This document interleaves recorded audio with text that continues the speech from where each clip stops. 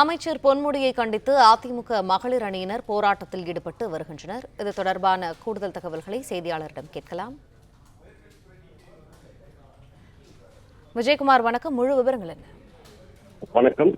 திருப்பத்தூர் மாவட்டம் வாணியம்பாடி பேருந்து நிலையம் அருகே இன்று திருப்பத்தூர் மாவட்ட மகளிர் அணி சார்பாக அமைச்சர் திமுக அமைச்சர் பொன்முடி தொடர்ந்து பெண்களை இழிவாக பேசி வருவதாகவும், இந்து மதத்தை இழிவுபடுத்தும் வகையில் பேசியதாகவும், பெண்களை தொடர்ந்து இழிவாக பேசி வருவதை கண்டித்து கண்டன ஆர்ப்பாட்டம் நடைபெற்றது.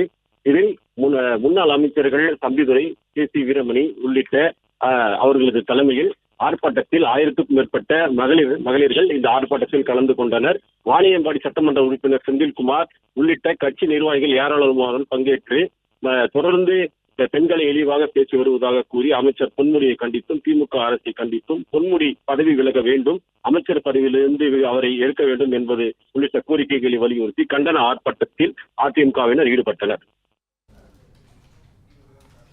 நன்றி விஜயகுமார் தகவல்களுக்கு. பிளே ஸ்டோர் மற்றும் ஆப் ஸ்டோரில் இருந்து பாலிமர் செயலியை QR கோடு மூலம் பதிவிறக்கம் செய்யுங்கள்.